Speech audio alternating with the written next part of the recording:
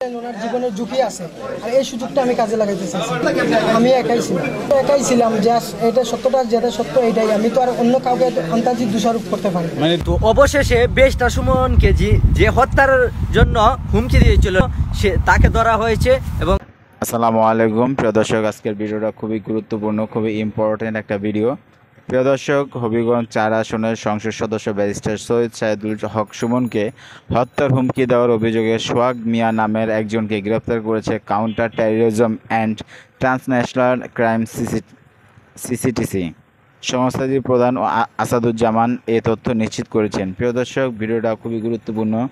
সৈয়দ সাইদুল সুমন ভাই ব্যারিস্টার আসলে খুব ভালো একজন মানুষ, তাকে সবাই সাপোর্ট করে এবং সবাই ভালোবাসে, এবং তিনি সিলেটের একজন নবনির্বাচিত এমপি। তো তাকে হুমকি দিবে এত বড় সাহস কিভাবে হলো, আমরা সেটা ভিডিও স্ক্রিনে দেখে আসি যে কে হুমকি দিয়েছিল। পরবর্তী ভিডিও বিস্তারিত তথ্য নিয়ে গুরুত্বপূর্ণ আলোচনা হবে। ওনার জীবনের ঝুঁকি আছে আর এই সুযোগটা আমি কাজে লাগাইতে চাইছি। আমি একাই ছিলাম। আমি তো একাই ছিলাম জাস্ট এটা সত্যটা যেটা সত্য এটাই, আমি তো আর অন্য কাউকে আন্তাজিক দোষারোপ করতে পারি। মানে তুমি কি শুধু টাকার জন্য এই কাজটা জি, আমি এই টাকার জন্য এই কাজটা করি। বুঝতে পারছেন? এবার তো আপনারা জেনে থাকেন যে বিগত 28 তারিখের দিকে আমাদের যে মাননীয় সংসদ সদস্য ব্যারিস্টার সাইদুল হক সুমন সাহেব, ওনাকে একটা মেসেজ দিয়েছিল যে আমাদের ওসি চুনারুঘাটের মাধ্যমে, যে আমি একটা তথ্য দিতে চাচ্ছি, যে তথ্যটা অত্যন্ত গুরুত্বপূর্ণ আমাদের সংসদ সদস্যের জন্য। তো আমাদের ওসি সাহেবকে সে বলতে চাচ্ছিল না, সে বলল যে আমি সরাসরি ওনাকেই বলবো। তো যেহেতু সে বলতে চাচ্ছিল না এবং একটা থ্রেটের বিষয়ে বলবে, সেই প্রেক্ষাপটে আমাদের ওসি সরাসরি সংসদ সদস্যর কাছে গিয়েছিলেন। তো ওনাকে জিনিসটা বলার পরে উনি হোয়াটসঅ্যাপের মাধ্যমে তার সাথে কথা বলিয়ে দেয়। তো আমাদের মাননীয় সংসদ সদস্য ওনার পরিচয় জানতে চায়, বাট সে পরিচয় বলেনি, পরিচয় দিতেও চায়নি। তো আমরা যেটা প্রাথমিক ইনভেস্টিগেশনে যেটা পেয়েছি, সে মূলত আসলে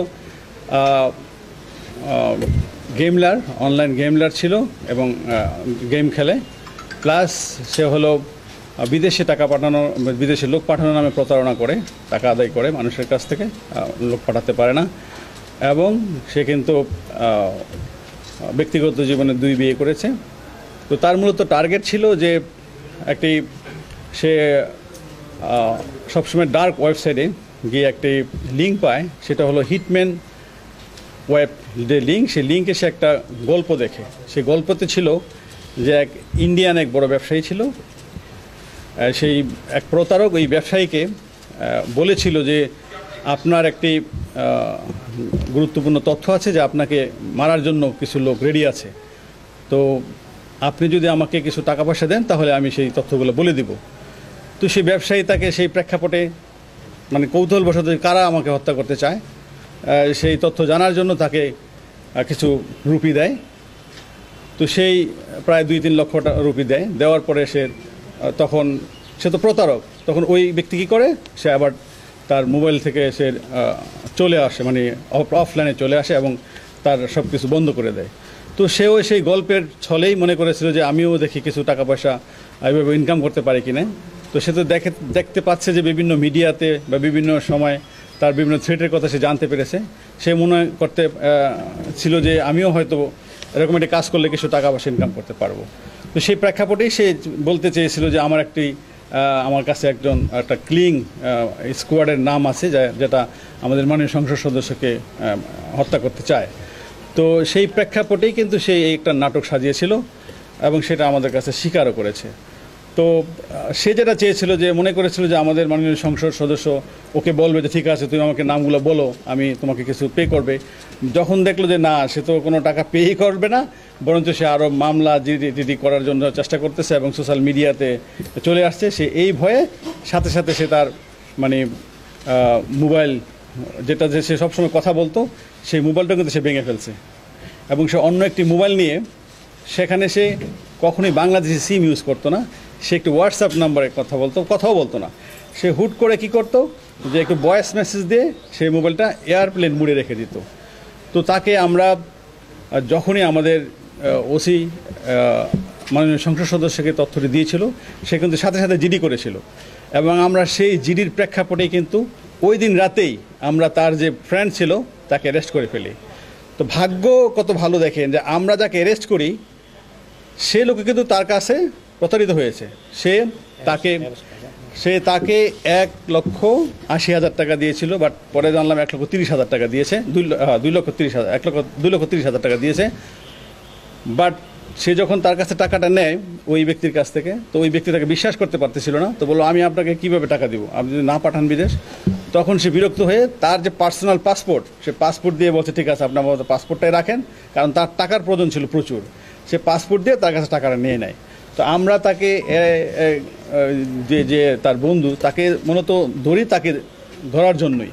তো ভাগ্য বলে আমরা তার কাছে কিন্তু ওই দিনই পাসপোর্টটা পেয়ে যাই এবং পাসপোর্টে যে এনআইডি ছিল আমরা এনআইডি কপিটি বিষয় নিয়ে আমরা কিন্তু তার বহির্গমন ওই দিনই কিন্তু বন্ধ করে দিই এবং আমরা সমস্ত জায়গায় ল্যান্ড এবং সিপোর্টে আমরা চিঠি দিয়ে দিই, যার প্রেক্ষাপটে পরে আমরা তাকে ধরার জন্য বিভিন্ন জায়গায় অভিযান চালাই। আমরা প্রথমে জানতে পারি সে আমাদের সেই তথ্য প্রযুক্তির মাধ্যমে যে সে চিটাগাঙে ছিল, আমরা চিটাগাং টিম পাঠাই, পরে দেখে আবার সে ঢাকায় টিম পাঠাই, আমরা একসাথে 3টা টিম পাঠিয়েছিলাম। তো সে এতই চালাক যে সে একবার হোয়াটসঅ্যাপে ভয়েস দেওয়ার পরে আর তাকে খুঁজে পাওয়া যায় না, এক এক সময় তাকে এক এক জায়গায় দেখি। পরে তার মোবাইলে আমরা কিছু বিকাশ করার পরও সে তো অনলাইন গেমলার ছিল, সে গেমলার তার একটা অ্যাকাউন্ট ছিল, সে কী করতো ওই যে টাকাটা আমরা পাঠাতাম সে ওই অ্যাকাউন্টসে যোগ করে ফেলতো এবং অনলাইনে যে অটোমেটিক্যালি তার কাছ থেকে বিভিন্ন জায়গায় বিকাশের মাধ্যমে তার অ্যাকাউন্টসে টাকাটা আউট হতো।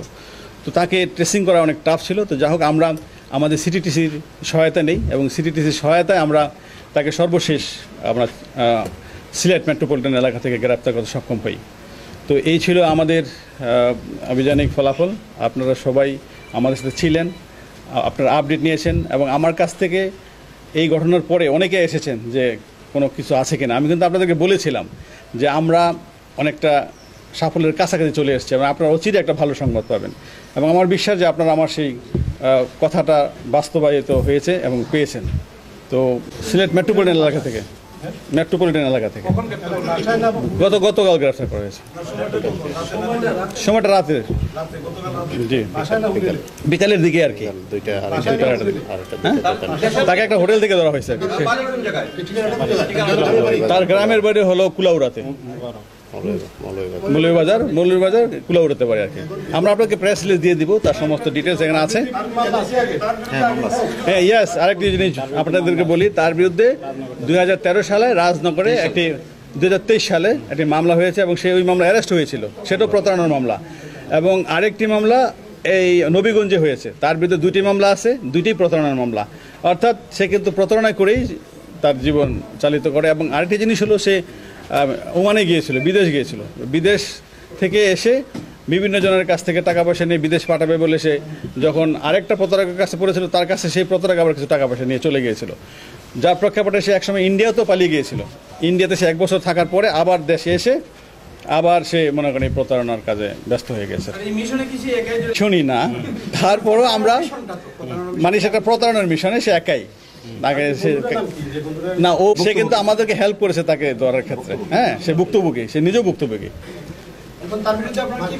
আমরা তার বিরুদ্ধে মামলা নিচ্ছি এবং আমরা তাকে রিমান্ডে আনবো। রিমান্ডে আনার পরে আরও যদি কিছু থাকে, আমরা জিনিসটা কিন্তু খুব সিনসিয়ারলি নিয়েছি। সেটাই আমরা কিন্তু অনেক মানে তার যে কথাবার্তা আমরা তো বুঝতেছি যে কোন অ্যাঙ্গেলে কীভাবে বলতেছে। একটা কিলিং স্কোয়াড কিন্তু অন্যরকম জিনিস, সেটা কিন্তু আমরা বুঝি। তারপরে আমরা কিন্তু কোনো কিছুই মানে আমরা করতেছি না, হালকাভাবে নিচ্ছি না, আমরা গভীরভাবে তদন্ত করব এবং তাকে আবার রিমান্ডে নিয়ে আসবো। আরও কিছু তথ্য আমরা যদি জানতে পারি আপনাদেরকে জানাবো।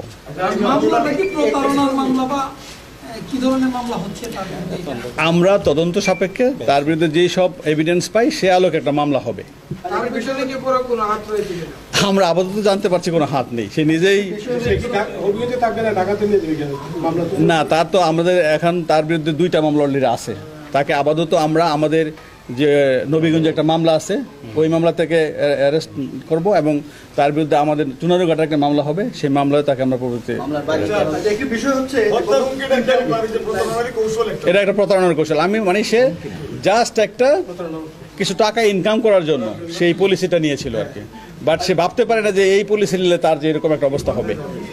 বিষয় হচ্ছে গত 3 তারিখে আপনারা ব্যারিস্টার সৈয়দ সাইদুল হক সুমনকে গার্মেন্ট দিয়েছেন, তার নিরাপত্তা করেছেন। এই ঘটনাটা যেহেতু মানে এখন উদ্ঘাটিত হয়েছে এবং এটি যেহেতু প্রতারণা, এই ক্ষেত্রে তার নিরাপত্তার বিষয়টি আমাদের বহাল থাকবে কিনা?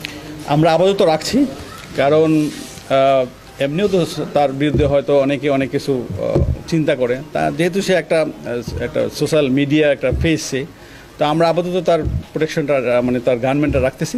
যদি ভবিষ্যতে আমাদের কাছে মনে হয় যে না এখন সব কিছু ঠিকঠাক আছে, পিসফুল আছে, তাহলে আমরা অবশ্যই সেটা প্রত্যাহার করবো, বাট আপাতত থাকবে।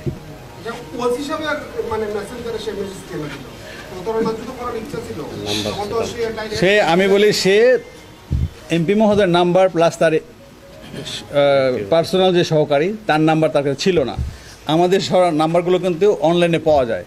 সে ওসির নাম্বারটা অনলাইন থেকে নিয়ে সে চেয়েছিল যে ওসির মাধ্যমে সরাসরি এমপি মহোদয়ের সাথে কথা বলবে, এবং তার কিন্তু ধারণাই ছিল যে মনে করেছিল যে যদি আমি এমপি মহোদয়কে বলি হয়তো আমাকে জানতে চাইবে যে কারা কারা ছিল, তখন সে টাকা চাবে।